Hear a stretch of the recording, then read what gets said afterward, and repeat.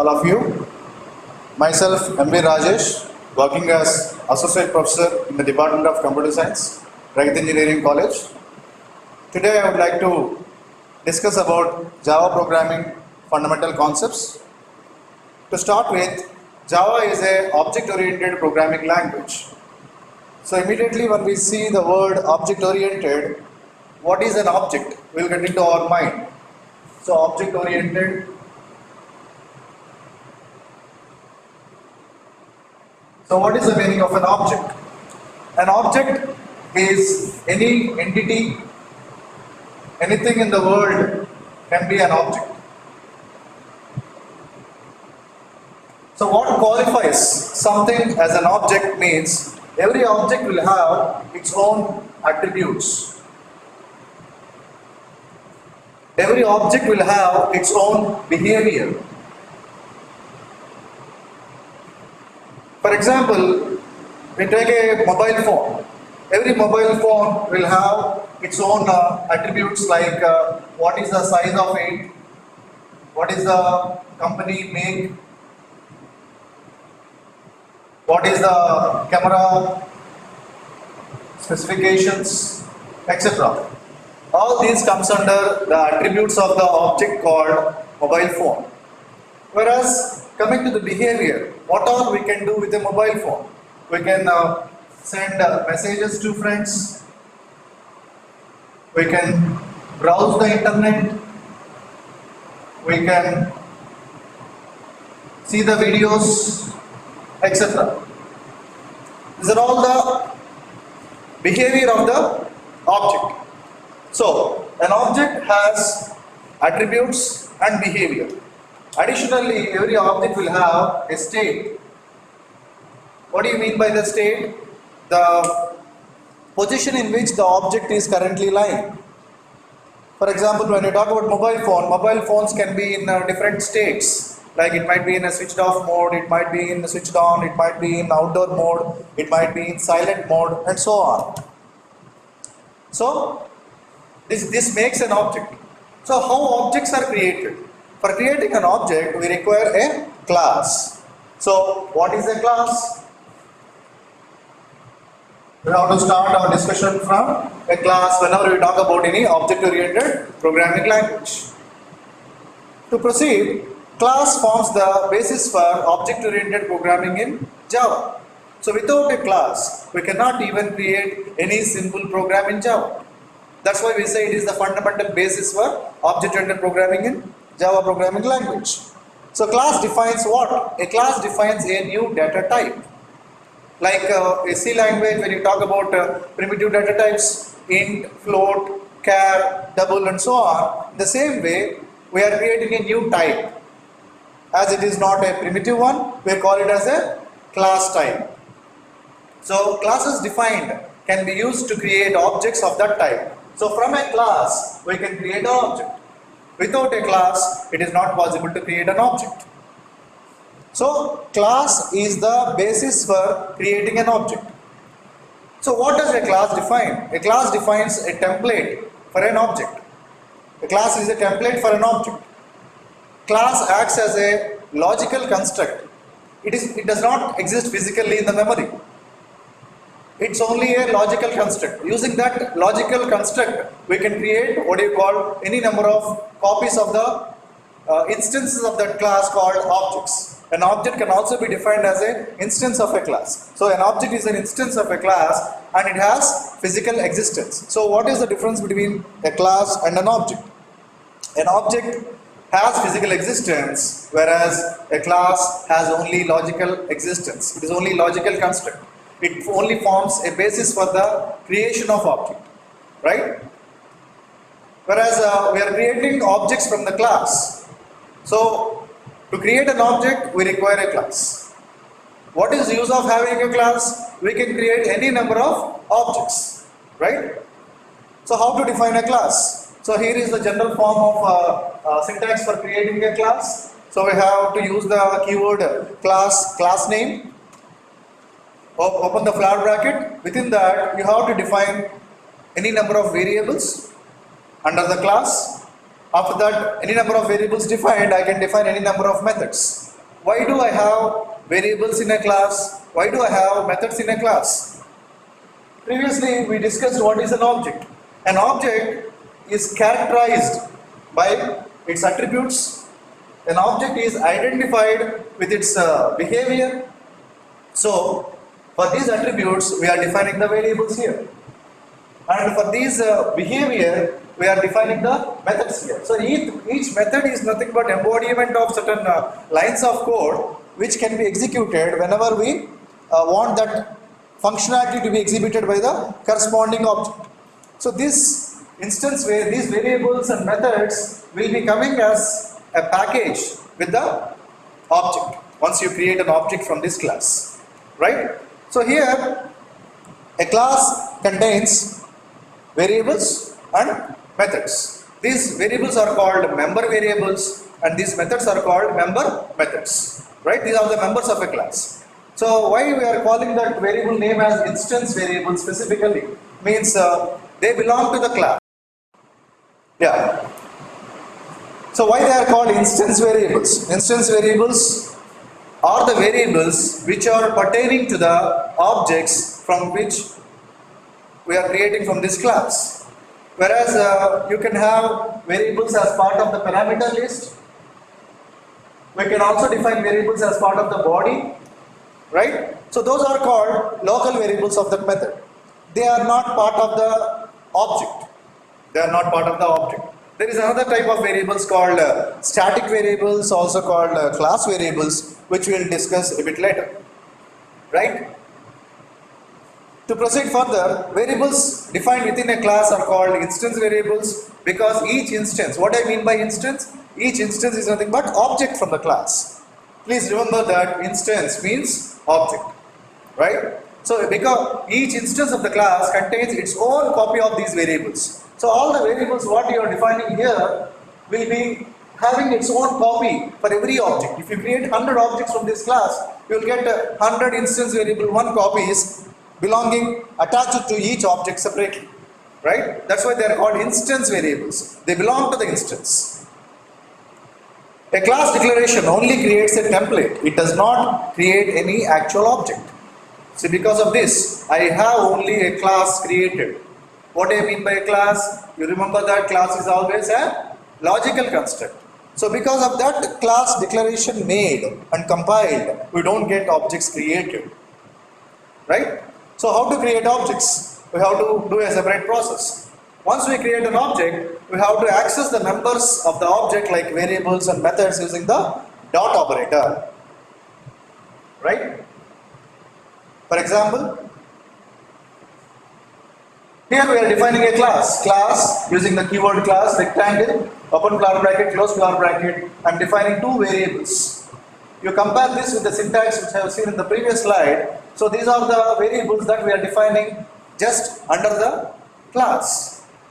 So they are called instance variables of this class called rectangle.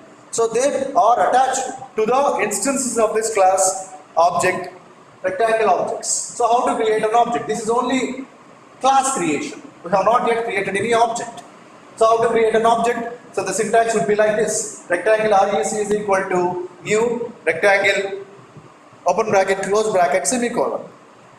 Right? So in this piece of single line of code, we are doing so many things. For example,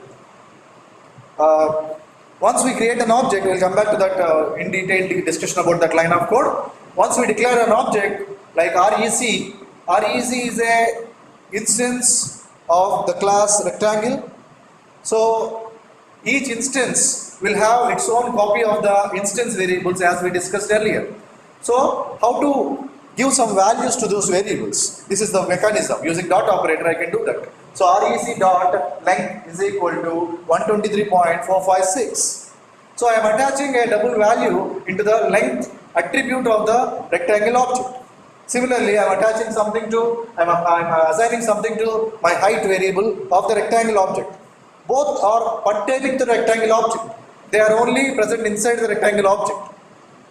So if I create one more, if I want one more object, I need to create rectangle REC1, say is equal to new rectangle. So the rec1.length could be something else can be assigned. rec1.height, I can assign something else to that. So what I have assigned the length and height values for rec would be completely different from what I am assigning to rec1, because those variables are belonging to the instance, belonging to the object, right? We are able to find the difference. So each one will get its own copy. That is the meaning of it. Yeah, now let us get into the first line of code. Rectangle rec is equal to new rectangle, open bracket, close bracket, semicolon. So what all we are doing here? Where is that round bracket, close bracket is coming from? What is that? So if I get into it, an object creation is a two-step process in Java. So in the first step, we are creating a reference variable. On the left hand side, what we are doing? Rectangle rec semicolon. I can do that in two steps also. Rectangle rec semicolon. So I am just creating a reference variable of the class type called rectangle. So what is the use of it? That reference variable can refer to any object of type rectangle, right? Now I am using new operator here to dynamically allocate memory. Why do I require dynamic allocation of memory? Because I want memory to be given for the instance variables of the object. So I am creating memory. How much I need to create? New means create memory. Rectangle, how much I need to create? So the compiler will calculate based on the number of instance variables present and its type. It will calculate automatically. Say I require double means 8 bytes. So I require 8 plus 8, 4 bytes. 8 plus 8, 16 bytes will be allocated for this rectangle object. After that, I have this floor open bracket, close bracket, semicolon. Normally, this open bracket, close bracket, semicolon is useful to invoke any method. So, what is this method that is getting executed here? The name of the method is the name of the class itself. So, there will be a special method called constructor, which is automatically created by the Java compiler when you don't define it, but the name of the method is same as the name of the class. So, in that single line of code, I am allocating the reference, I am creating a reference variable first, I am allocating the memory for the object. After that, I am executing the constructor of the class. Why I am executing the constructor? To initialize the allocated memory, to initialize the object. Then only my object creation is completely over. Now that is there in my memory at some memory location. That memory location is stored in this reference variable called rec. So that is how object creation happens in Java programming. Is it clear? So an object reference is similar to a memory pointer but cannot be manipulated as pointers. So in a lighter sense, I can say a reference variable is a restricted pointer. It's not a pointer because I cannot do all pointer like manipulations in Java, because fundamentally Java does not support pointers. So then what is a reference variable? It is something similar to pointer. We cannot do many things like pointers here. So in case when there is no constructor provided, because in our previous code there was no constructor defined. Simply I am defining one class with two reference instance variables. Where is the constructor? There is no constructor. In such case, automatically the Java compiler JVM will automatically supply a default constructor. Default constructor means which does not have any code. So constructors are used to initialize objects when they are created. So after creating the object means allocating memory for the object, I need to initialize the members of the object. That is the purpose of my constructor. This constructor is automatically called after the object is created and before the new operator execution completes. So that is the timestamp where your constructor gets executed. Constructors have no return type, not even void. You please note down that there won't be any return type for the constructors. Constructors can also be parameterized. I can supply parameters to the constructors. There is an important keyword in this context called this. So this refers to the current invoking object. This refers to the current invoking object. When is this keyword useful? It is illegal in Java to declare two local variables with the same name inside the same or enclosing scope. Naturally, not only in Java programming language, in any other programming languages, in a given scope, I cannot define two variables with the same name. So when we get such kind of a conflict, this keyword will be useful. So when a local variable has the same name as an instance variable, the local variable hides the instance variable. What I mean by that? If I see an example, suppose I have a class called box. Name of the class is box. It has three parameters: double width, double height, and double depth. So I am opening the flower bracket to because it's a method basically. Its construct is also a method. Only difference is that the name of the method will be always the name of the class. So here, assume that in this class called box, I have three variables: width, height, and double as instance variables also, and also as my local variables here. So now width is the local variable name, also the instance variable name. So how to differentiate between instance variable and local variable? By default, whenever you are referring to width here in this box constructor method, it is referring to the local variable. The instance variable width is not visible here. So to uniquely access the instance variable, I can use this kind of a construct. This dot width is equal to width. This dot height is equal to height. So this is the purpose of using this keyword. Is it clear? So when no references to an object exist, that object is assumed to be no longer needed, and the memory occupied can be reclaimed. See, we are in our program, Java programs, we can create any number of objects like our previous construct. Rectangle REC1 is equal to new rectangle, box B1 is equal to new box, box B2 is equal to new box. Likewise, I can keep on creating any number of objects. Sometimes you may make one reference variable refer to another object. For example, say box B1 is equal to new box.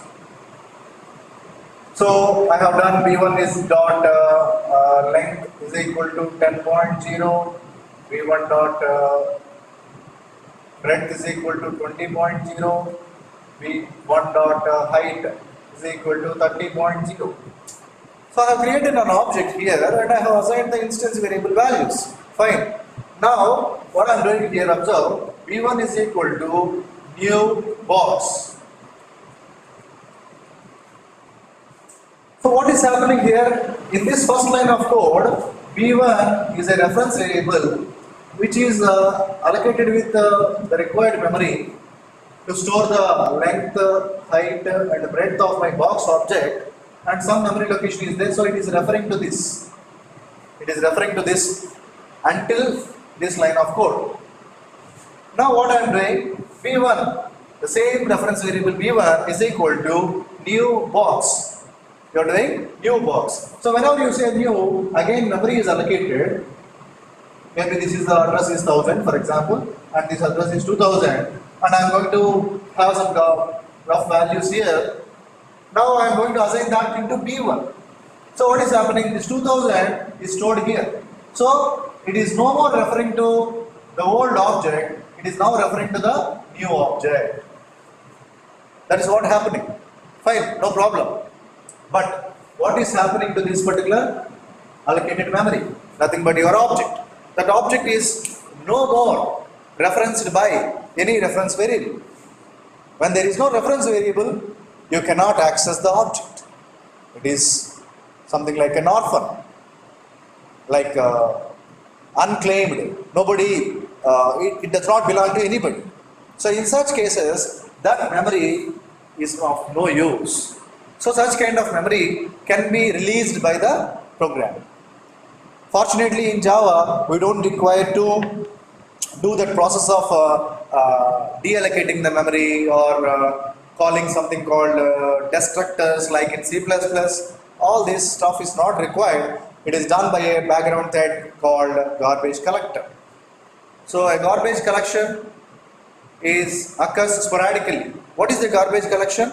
Garbage collection, it is the process of identifying unused objects and claiming the memory of those unused objects back to the operating system, handing over to the operating system. That is the process of garbage collection.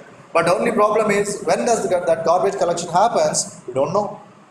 Clear? So by using the process of finalization, specific actions can be defined that will be executed when an object to be reclaimed with a garbage collector. So I can define a method in every class called finalize method with this kind of a syntax. So I can write some finalization code here so that whenever the garbage collector is going to claim the object of a particular class, it will try to execute this particular finalize method so as to perform certain closing up activities, cleanup activities like closing the database connections or closing the file handles, etc. But the only problem with this is we cannot depend on the finalize method because there is no guarantee that finalize method will be executed.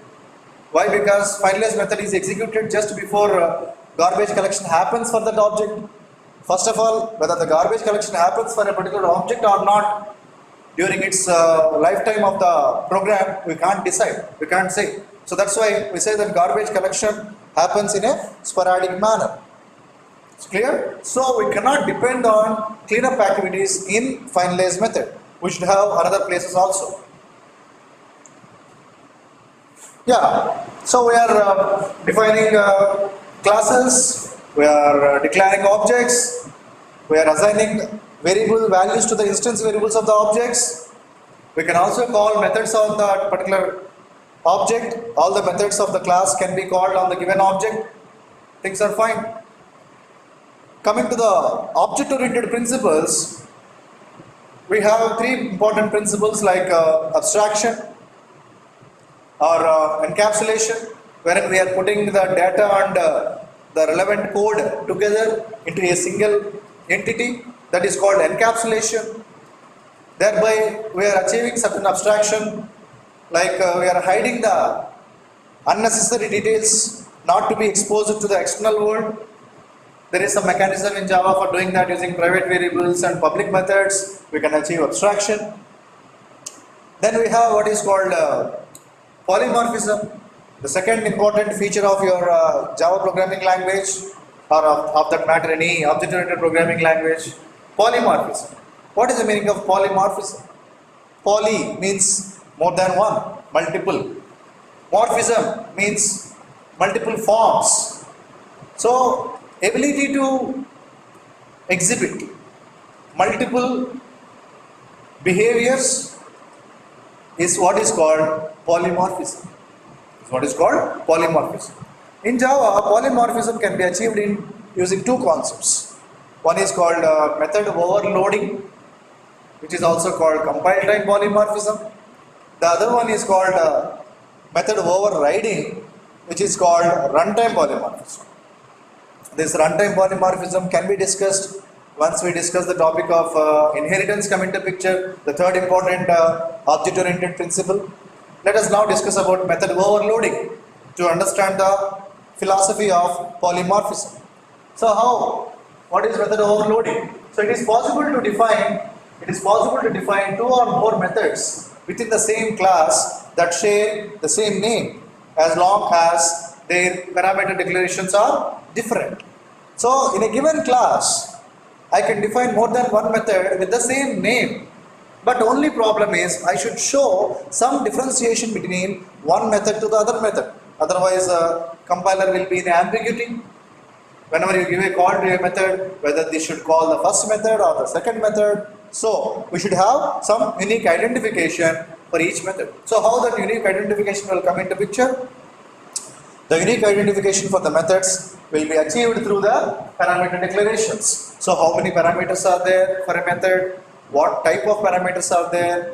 In what order they are defined? All these will uniquely identify the methods, right? So parameter declaration should differ in type or number or order of parameters. Just I have spoken about it. So return type alone, see, as it is a method, not a constructor, every method will need to have a return type at least void, whereas constructors will not have any return type, not even void, right? So that is the difference I can say between a method and a constructor. In case of method overloading, simply if I have two methods with return type as different and remaining parameters are same in terms of number, type and order, it is not sufficient. The compiler will not be able to identify that uniquely. So there should be some at least difference between the parameter sets. So constructors can also be overloaded. I have told you, like in the previous slide, constructors can be parameterized. So when I don't define any constructor, there will be a default constructor automatically supplied by JVM. So what does it mean? I can have a default constructor in my class. I can also have a parameterized constructor. That means I am having two constructors. Constructors also always will have the same name as the class name. So constructors can also be overloaded like your methods. So this method overloading happens at the compilation time. That's why it is called compile time polymorphism. Parameters can be either primitive variables or reference variables. Reference variables are nothing but objects. Primitive variables are nothing but primitive data type values. Primitive types always will be sent by call by value. Object types are always sent by call by reference. There is no choice, like in C language, we cannot decide whether I have to send my variable parameter as call by value or call by reference. By default, all primitives are sent by call by value, all reference variables are sent by call by reference. Okay? So much of the things are pre-decided in Java as compared to Java programming language. So when you talk about methods, we have recursion also supported in Java. We can also define arrays. Arrays are also objects in Java.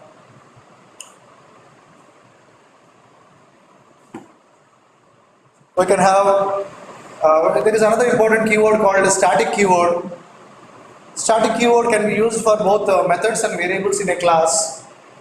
Earlier, my methods and variables, what I have defined so far, are called instance variables and instance methods because they belong to objects. Whereas I can define my variables also as static, I can define my methods also as static. So when I define a variable or a method as a static, it does not belong to class, whereas it belongs to object. It belongs to object. So what is the difference between the two?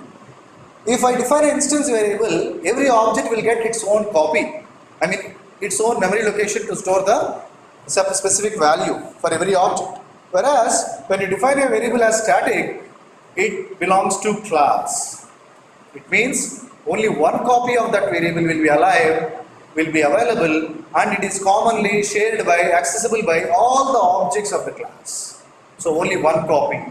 That is the difference between static variable and non-static variable. So static members can be accessed before any object of the class is created, even without reference to any object. I don't require an object to access the static member. That might be a member static variable, or that might be a static method, right? So directly with the name or help of the class name itself, I can access the static variables or I can access the static methods. So main is declared static because it must be called before any objects get exist. That's why the reason why we require main as static.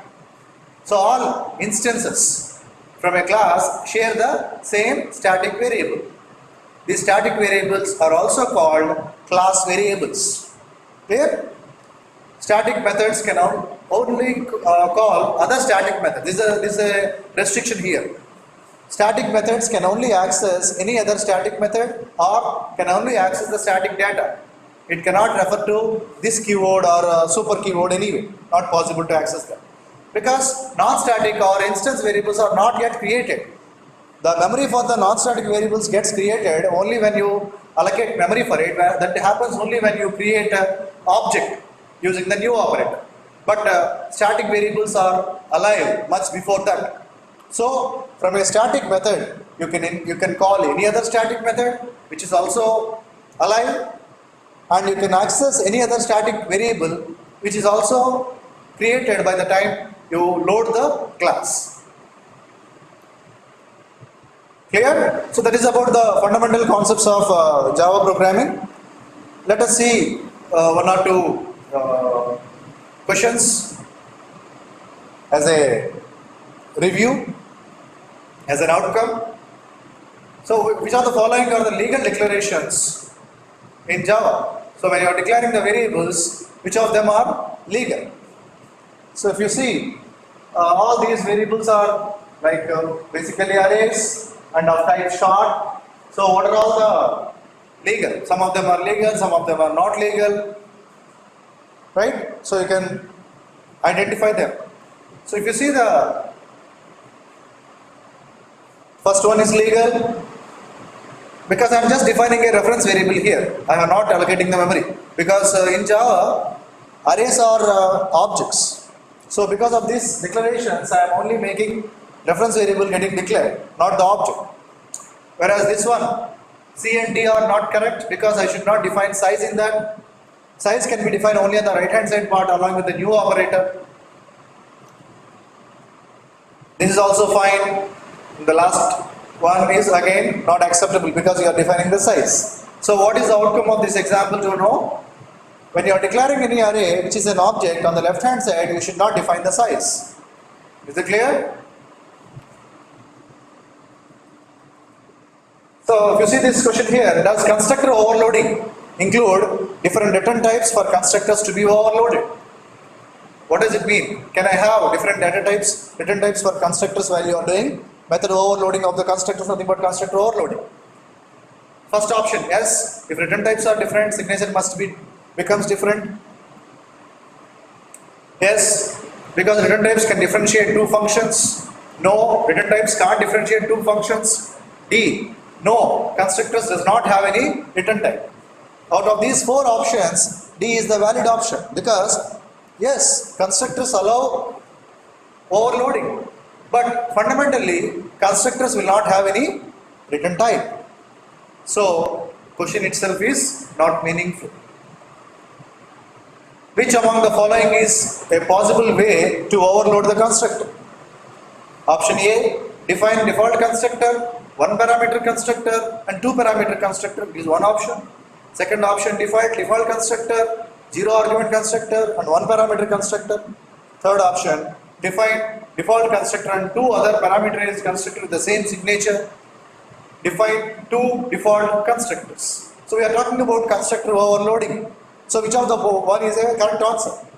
You know, you can identify that A is the correct answer, because I can have default constructor, which means zero argument constructor. I can have one argument constructor, I can have two argument constructors. All these are not conflicting with respect to the signatures, so it's okay. Coming to B, default constructor or zero argument constructor are one and the same, so it's not a valid choice. Third one, default constructor is fine. We are talking about two other parameterized constructors with the same signature, so again they cannot be of same signature, there should be some difference in the parameters. And I can have defined two default constructors. Again, I cannot have two default constructors. Default constructors means with zero arguments. So how it will be able to identify uniquely?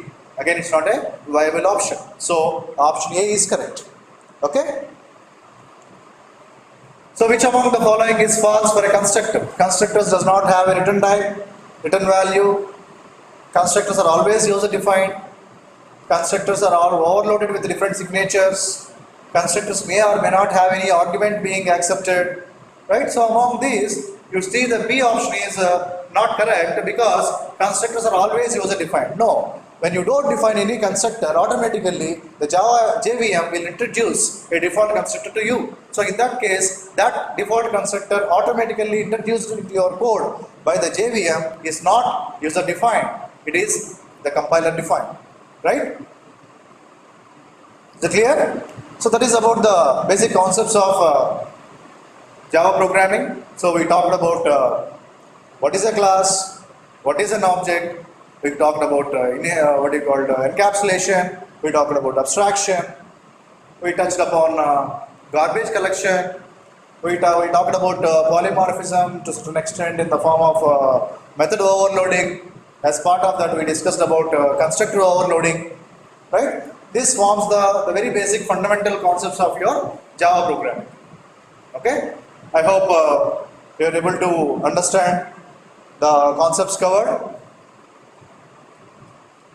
The next class will continue further to look into the further concepts of Java programming, like strings, method of overriding with the help of inheritance. So we'll talk about all these concepts. Okay. Thank you.